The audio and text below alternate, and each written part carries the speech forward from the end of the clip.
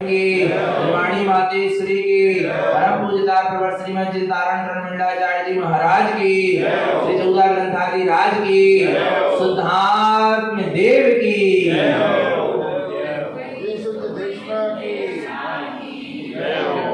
परम आराध्य महाजनवाणी सद्गुरु नारायण स्वामी जिनेन परमात्मा की अमृत झरती है शुद्ध जिन देशना सद्गुरुदेव श्री कमलवती जी ग्रंथादि राज में सम्यक चारित्र का मार्ग प्रतिपादित कर रहे हैं।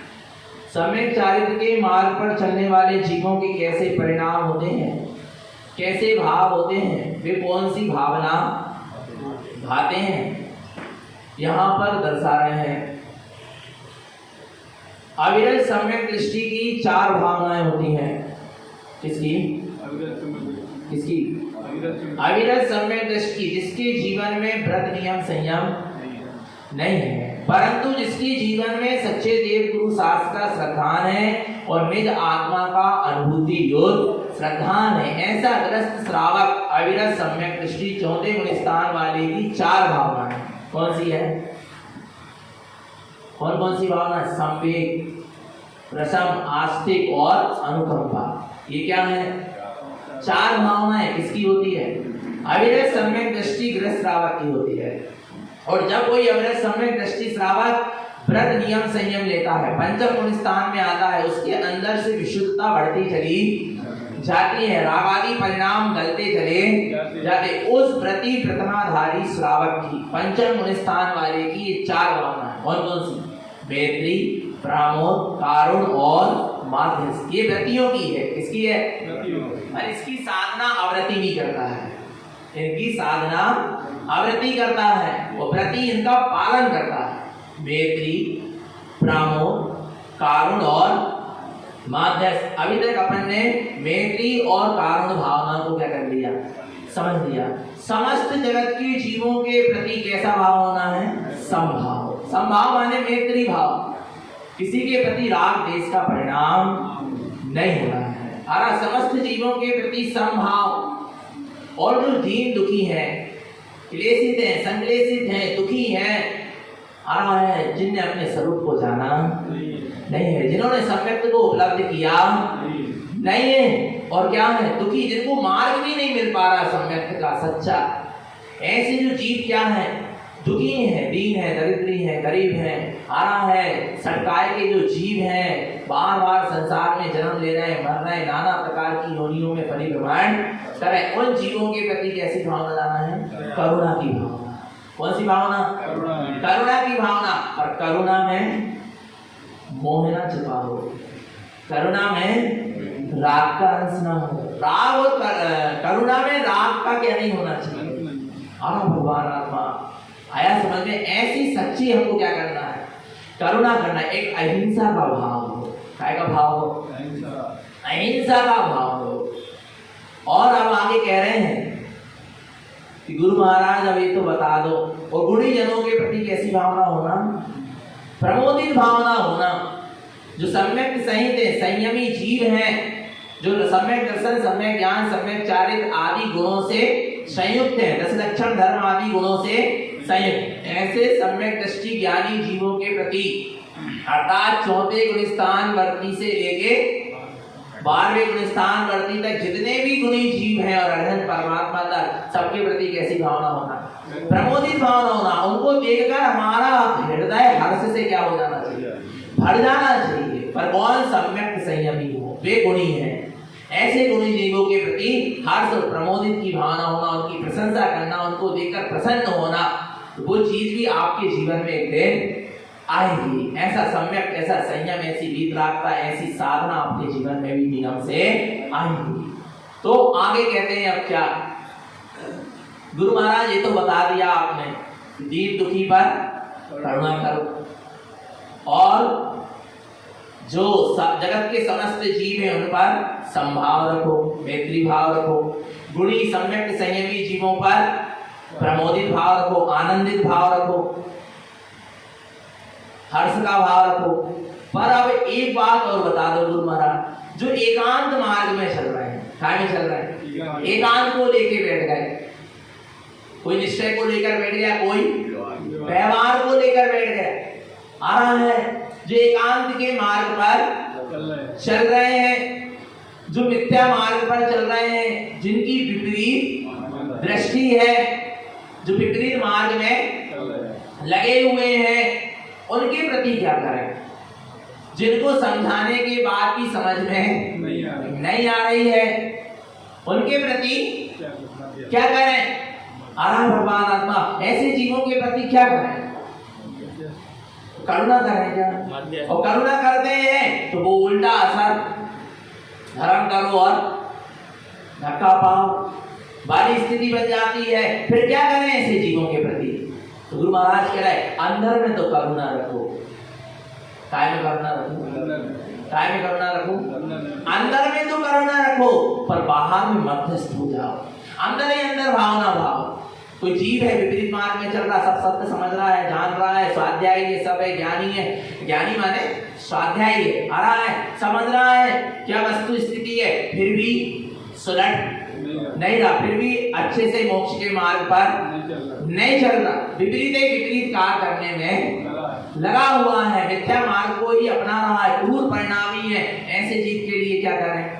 समझाने जाते हैं, उन पे दया करते हैं और उनको कुछ दया से समझाते हैं, तो क्या होता है? उसका उल्टा असर होता है। वो हमको ही क्या करते हैं? समझाने लगते हैं।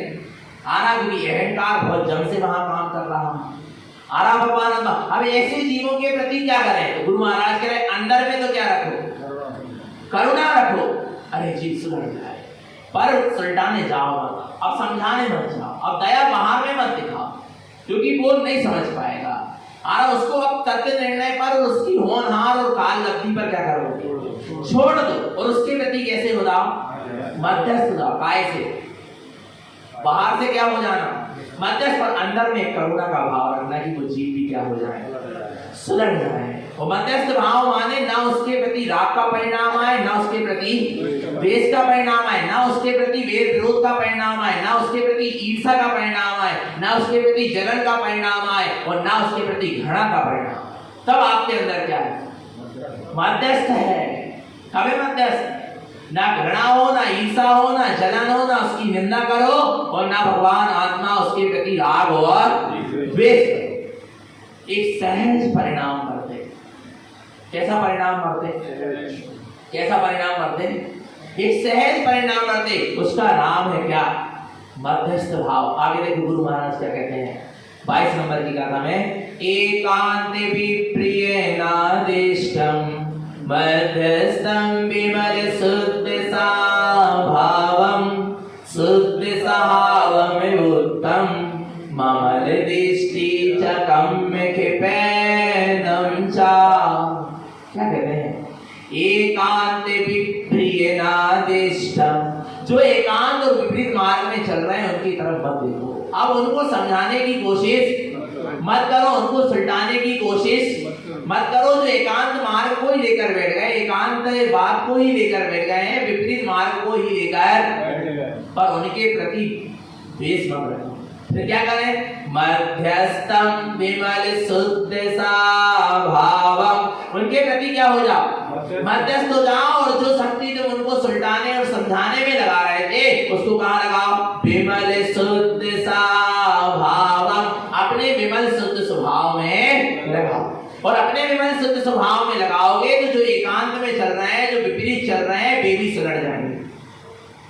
पारसनाथ ने कमठ को समझाने और सुलटाने की कोशिश नहीं करी। पारसनाथ ने विमल शुद्ध भावम अपनी शक्ति को कहाँ लगाया? अपने विमल शुद्ध स्वभाव में लगाया, अपनी आत्मा में लगाया। और कमठ के प्रति क्या हो गए? मध्यस्थ। क्या हो गए? क्या हो गए? मध्यस्थ हो गए। मध्यस्थम विमल शुद्ध स्वभावम। कमठ के प्रति पारसनाथ क्या हो गए? मध्यस्थ हो गए। उसको समझाने नहीं गए, उसको संबोधने नहीं, क्योंकि उल्टा असर पड़ेगा, क्योंकि समझा के देख चुके थे। जब कमठ की और मरुभूमि की काय में थे, पर्याय में थे, तब समझाने से तो गए थे। कौन? पारसनाथ का जी मरुभूमि किसको समझाने गए थे? कमठ के जी को क्या करने गए थे? समझाने गए थे कि तू कौन से मिथ्या तप में लगा हुआ है, तू चल, हो गई जो तुझसे गलती तो हो गई। आ रहा है और बड़े भागा, छोटे भाई थे कौन, मरी बूटी किसके, कमट के, इसलिए उसके चरणों में क्या हुई उस समय वो झुके। 10 पांव पहले की बात है। आ रहा है उसके चरणों में झुके तो मरुभूति ने क्या किया, इतनी बड़ी वो कमट ने इतना बड़ा चट्टान उठा के, पत्थर उठा के फटक दिया। आ रहा भगवान, आ रहा इसलिए मध्यस्थ हो जाओ।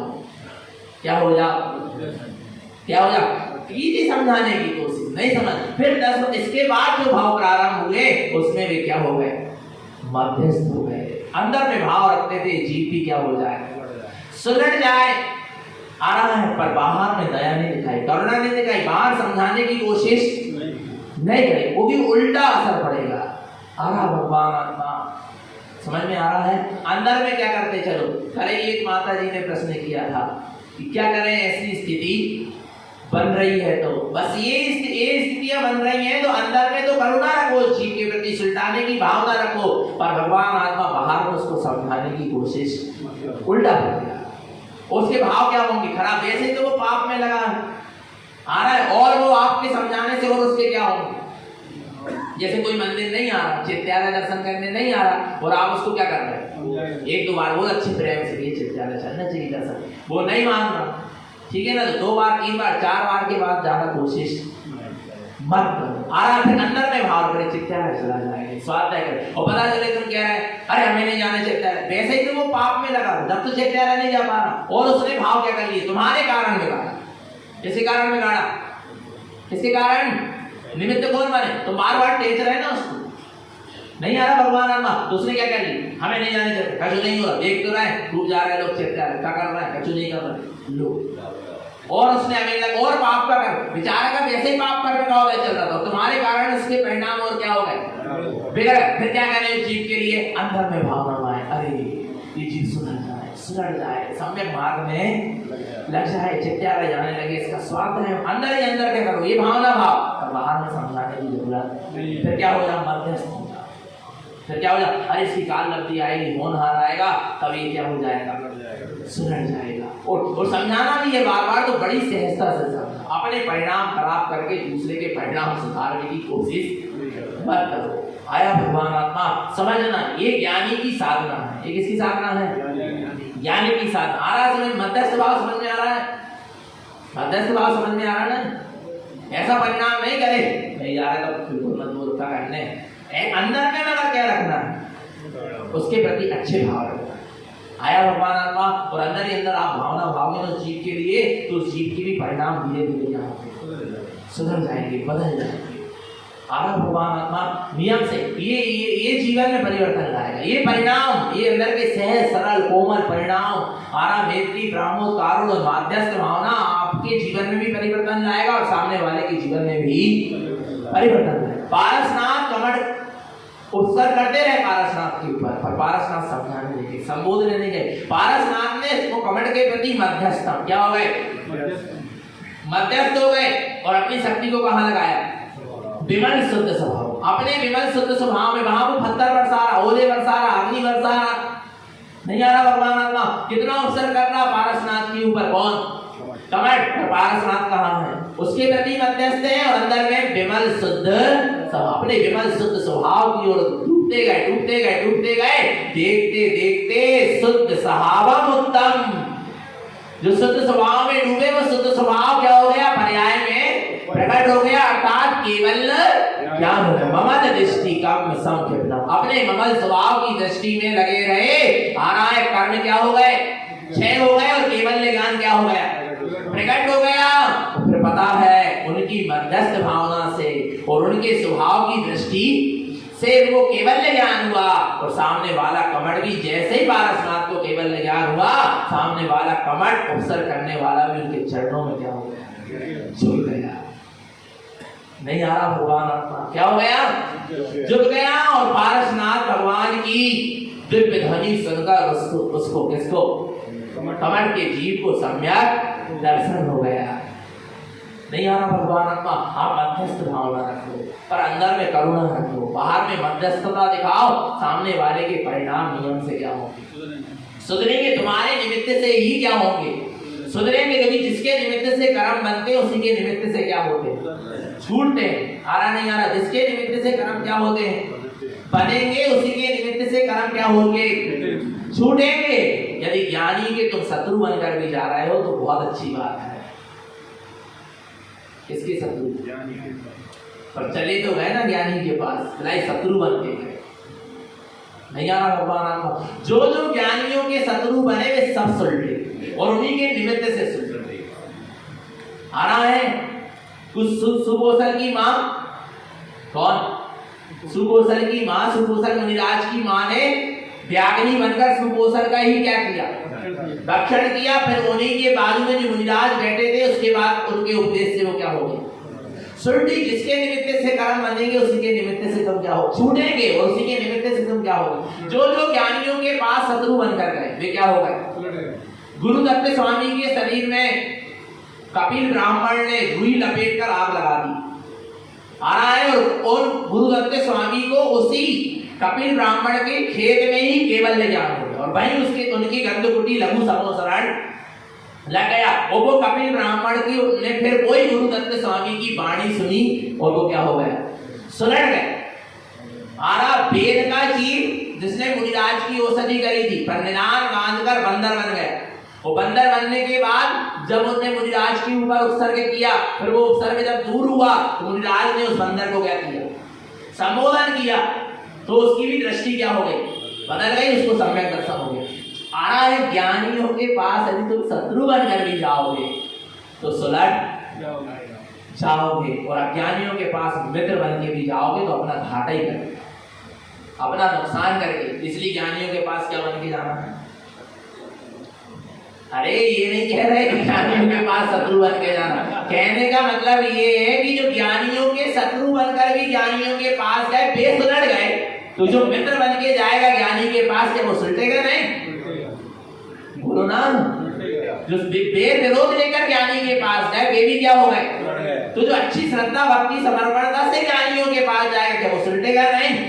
अवश्य सुलटेगा, ध्यान रखना। पर आप देख लो पूरा वर्तमानी योग उठा, वर्तमानी योग माने जैन इतिहास, जिन आगम का इतिहास, पूरा वर्तमान योग उठाकर देखो। जिसके निमित्त से कर्म बंधे उसी के निमित्त से क्या हुए, छूटे, और उसी के निमित्त से जीव सुलटा। सीता और रावण के कर्म कितने खतरनाक क्या थे, बते थे, पर सीता के जीव को जाना पड़ा नरक में रावण को संबोधने, और रावण को नरक में जाकर सीता के जीव ने संबोधा और उसको फिर पुनः सम्यक्ति की क्या हुई, प्राप्ति। जिसके निमित्त से कर्म बंधे उसी के निमित्त से छूटेंगे, और भगवान आत्मा फिर क्या होगा, आ रहा है? कहो उसी के निमित्त से क्या हो जाए। जरूरी नहीं कि उसी के निमित्त से सुलटे, पर सुलट जाएगा। आ रहा है? तो ज्ञानी के संयोग में तो रहो, भलाई कैसा हुआ, किसी भी भाव से रहो, पर रहो। नहीं भी इच्छा है तो रह लो, नहीं आ रहा भगवान आत्मा, नहीं भी इच्छा हो रही ना तो भी क्या कर लो, रह लो। पर ज्ञानियों के निकट रहो, सम्यक्तियों के निकट रहो। वो सम्यक्ति तुम्हें अपने स्वभाव के निकट एक दिन जरूर क्या कर देगा, पहुंचा देगा। आ रहा? नहीं भी जैसे दवाई खाने की इच्छा होती है किसी, फिर भी क्या करना है, खा ले रहे हैं ना दवाई। कोई सोचता है कि हम दवाई ग्रहण करें, खाएं, ग्रहण करें, बोल, फिर भी वो क्या कर रहा है, क्यों खाना, ठीक हो जाए। ऐसे नहीं भी इच्छा हो रही ना धर्म करने की, नहीं भी इच्छा हो रही ज्ञानियों के पास आवे बैठने की, तो भी क्या करके और मन मार के क्या कर लो, चले जाओ, रह लो, बैठ तो जाओ, दो शब्द तो सुना ही लो। आ रहा भगवान आत्मा, कुछ ना कुछ तो कल्याण का मार्ग अवश्य क्या हो जाएगा, बन जाएगा। तो कैसे भाव रखना है, एकांत भी प्रिय नादिष्टम मध्यस्थम विमल शुद्ध स्वभावम। देखो और आगे यहाँ अंतरंग में चले। अंतरंग में क्या कहती है गाथा, तुम एकांत को मत देखो, तुम विपरीत को मत देखो, ना निष्ठा मत देखो। फिर गुरु महाराज कहाँ देखे, मध्यस्थम। आ रहा है क्योंकि क्या होता है, जो भोले भाले जी हैं, कौन से जी हैं, भोले भाले जी माने जिनको ज्यादा शास्त्रीय ज्ञान नहीं है, कुछ शास्त्र का स्वाध्याय नहीं है, और थोड़ा बहुत इधर उधर से सुन लिया तो उनको लगता है कि निश्चय सही है, क्या व्यवहार सही है।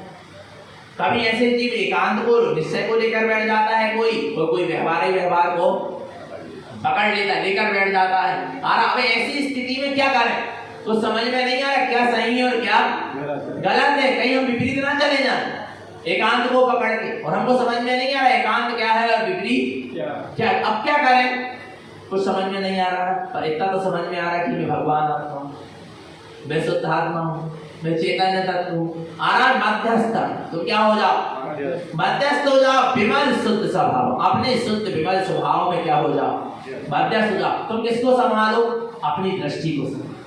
किसको संभालो, अपनी दृष्टि को संभालो, अपने उपयोग को संभालो। उपयोग संभलेगा, आपका निश्चय भी संभलेगा, आपका व्यवहार भी संभलेगा।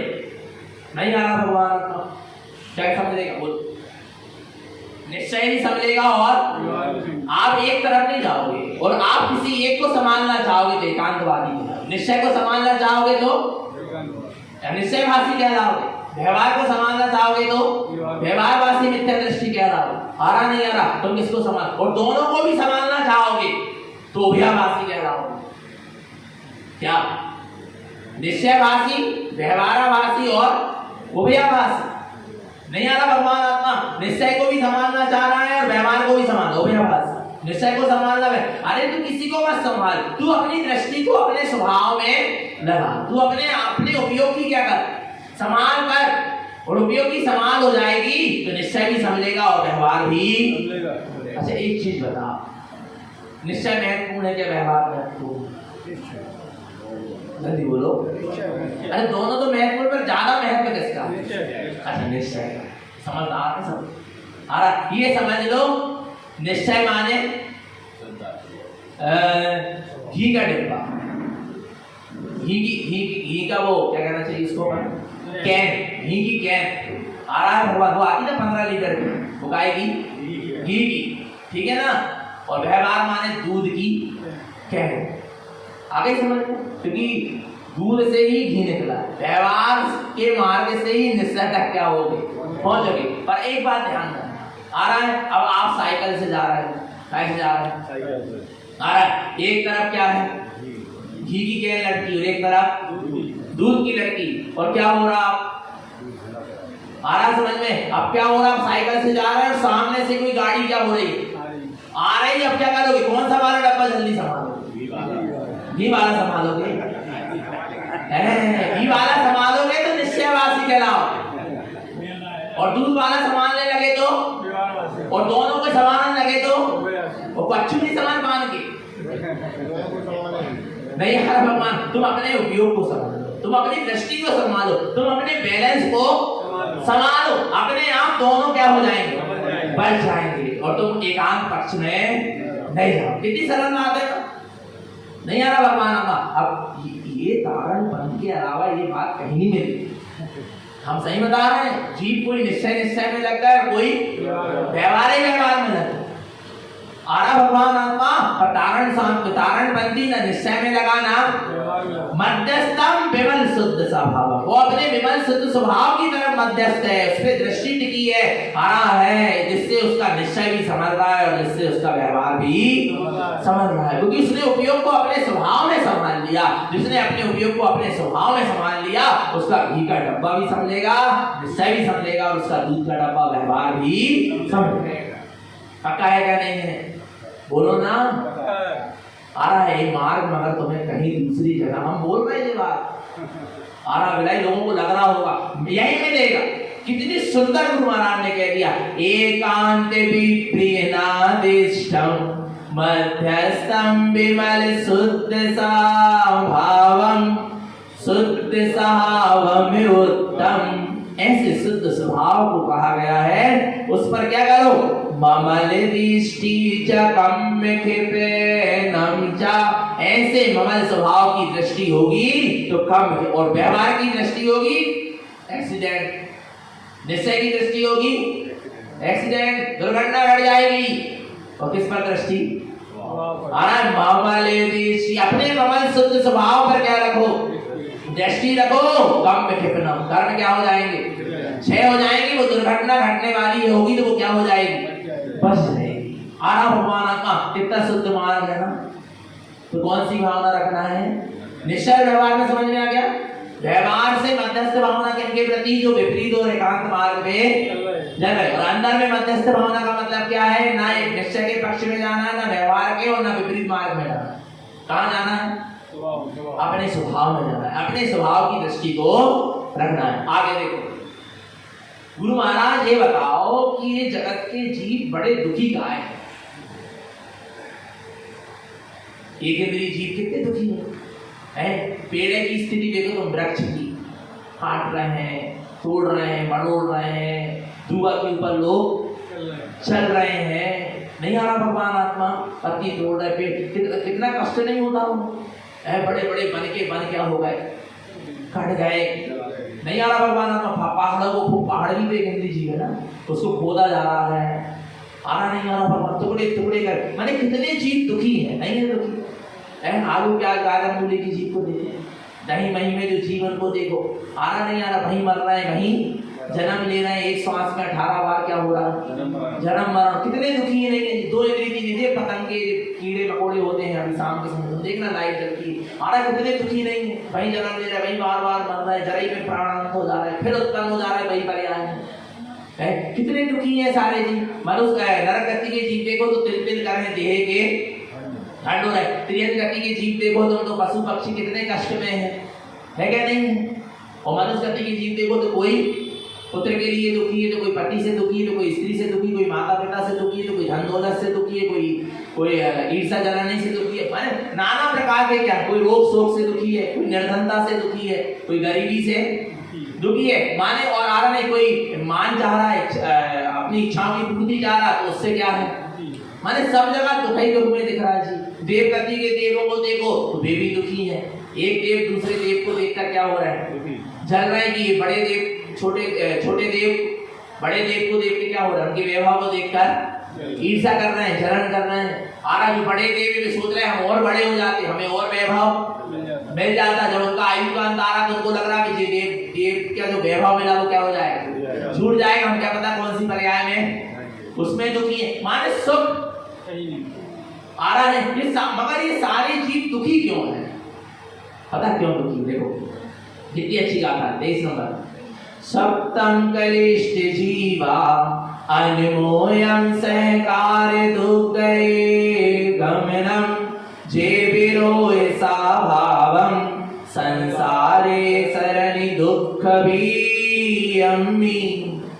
सप्तम कलिष्ठ जीवा, सारे जीव क्लिष्ट क्यों हैं, सारे जीव दुनिया के दुखी क्यों हैं? जे विरोह स्वभाव, क्योंकि उन्होंने अपने स्वभाव की क्या करा है, विरोध किया है, उन्होंने अपने स्वभाव की विराधना करी है, अपने आत्म स्वरूप को जाना नहीं आ रहा है, इसलिए वे क्या है, इसलिए दुखी है। सप्तम क्लिष्ट जीवा, आ रहा है सारे जगत के जीव दुखी क्यों है, आ रहा है जे विरोह स्वभाव, किसकी विराधना करी उन्होंने, अपने स्वभाव की विराधना करी है, 5 इंद्रियों के विषयों को भोग के मिथ्या करके अज्ञान विज्ञान राग देश मोह में लगकर किसकी विराधना कर ली, अपने स्वभाव की विराधना करी है। इसी के कारण और अपने स्वभाव की विराधना के कारण अनमोयम सहकार दुर्गये गमनम, संसार की अनुमोदना करते रहे, संसार का ही सहकार करते रहे, अपने स्वभाव का सहकार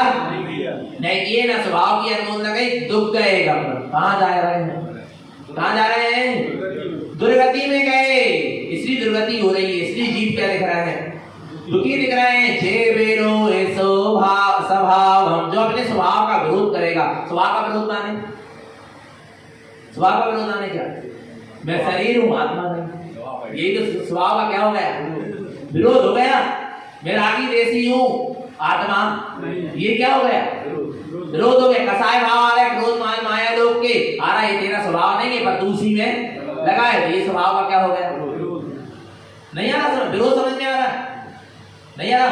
5 इंद्रियों के विषयों में रस लेना, जबकि लेना कहाँ था, आत्मा के अतीन्द्रिय स्वभाव में रस लेना था, पर क्या कर रहा, 5 इंद्रियों के विषयों में रस लेना, माने तू स्वभाव का क्या कर रहा है, विरोध, माने अपना ही विरोध। ये जीव पाप विषय कसाय में लगकर, मिथ्या अज्ञान को ज्ञान में रखकर किसका विरोध कर रहा है, स्वयं का विरोध कर रहा है, नहीं कर रहा, बोलो भगवान, स्वयं के विरोध में लगा है। इससे क्या होगा? संसारे सरणी दुख वियम्मी, संसार के परिभ्रमण के दुख का ही वियम्मी बीजारोपण कर रहा है। आ रहा नहीं आ रहा? हमें अपने स्वभाव का विरोध नहीं करना। तो क्या नहीं करना? विख्यात नहीं करना, कसाय नहीं करना, रागद्वेष नहीं करना, मोह नहीं करना, तो स्वभाव का विरोध नहीं होगा। और इन विभागों में लगे रहोगे तो नियम से क्या हो रहा है? स्वभाव का क्या हो रहा है? तुरंत ख्याल आना चाहिए। क्या आना चाहिए? क्या आना चाहिए? तुरंत है। जैसे कि क्रोध आए, अरे नहीं नहीं नहीं, मेरे स्वभाव का क्या हो जाएगा? विरोध हो जाएगा। मान कसाय के कारण मेरे स्वभाव का नहीं, मुझे मान नहीं करना, अहंकार नहीं करना, मेरे स्वभाव का क्या हो जाएगा? विरोध हो जाएगा। नहीं आ रहा भगवान आत्मा समझ में? नहीं आ रहा? मायाचारी करूंगा तो मेरे स्वभाव का विरोध होगा, कर्म का बंध होगा। तुरंत आना चाहिए। आएंगे ये परिणाम, आते क्रोध मान माया लोभ के परिणाम आते, परंतु तुरंत क्या लगना चाहिए? आ रहा है मेरे स्वभाव का क्या हो रहा है? विरोध। जैसे ज्ञानी जी को विकथा नहीं सुनाती है, थोड़ी विकथा हो जाएगा उसको अंदर में क्या लगता है? कहाँ की कहाँ ये विकथाएं हो गई, कहाँ समय बर्बाद हो गया, हमें तो साधना में लगाना था। तो क्या हो रहा है? उसको लग रही नहीं कि विराट में कर रहा हूँ मैं। आ रहा नहीं? ऐसे 5 इंद्रियों के विषय के भोगने के भाव आ रहे हैं, अरे मैं अपने स्वभाव का क्या कर रहा हूँ? लगता कि नहीं लगता है? लगना चाहिए। हम कह रहे इतना लगने लगे, अभी आत्मा में लीन नहीं हो पा रहे, पर जब विभाव परिणाम आए, विकारी भाव आए, तब क्या लगे? क्या लगे कि हम अपनी आत्मा का क्या कर रहे हैं? और स्वयं का ही विरोध में लगा है। कहाँ जाओगे? बोलो भगवान आत्मा आ रहा नहीं आ रहा? इसलिए हमें एक समय के लिए अपनी विराधना, और जिसने आत्मा की विराधना नहीं करी उसने जिन धर्म की विराधना नहीं करी। आ रहा भगवान आत्मा? और जिसने अपनी आत्मा की विराधना करी है उसने जिन धर्म की क्या करी है? क्योंकि जिन धर्म कह रहा है कि तुम आत्मा की आराधना करो, विराधना मत करो। अपनी आत्मा को चतुर्गति परिभ्रमण के दुखों से बचा लो।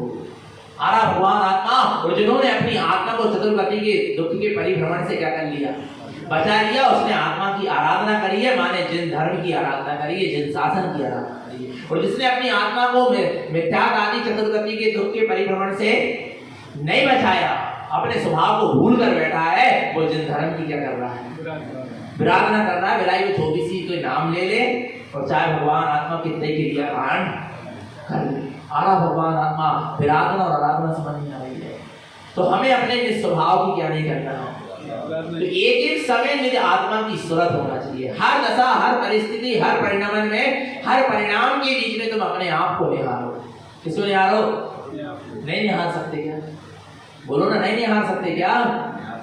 खाते पीते उठते चलते फिरते नहाते धोते जितनी भी क्रियाएं क्या हैं हो रही हैं, सब में क्या निहारो? अपने भगवान आत्मा की सूरत तो रखो। आ रहा है ये सारा जगत का परिणाम भिन्न है और मेरा दर्शन ज्ञान चेतना, मेरा स्वभाव इन सबसे ऐसी निरंतर वेद ज्ञान को अंदर में बढ़ते चले। निरंतर निश्चितात्मा की सूरत रखें, अपना सबका जीवन सम्यक और संयम में बना रहे। ये सदगुरु की हम सभी भव्य जीवों के लिए पवित्र पावन देशना। बोलिए आचार्य प्रवर श्रीमद चित्तारंद्र मंडलाचार्य जी महाराज की, सिद्धार्थ देव की।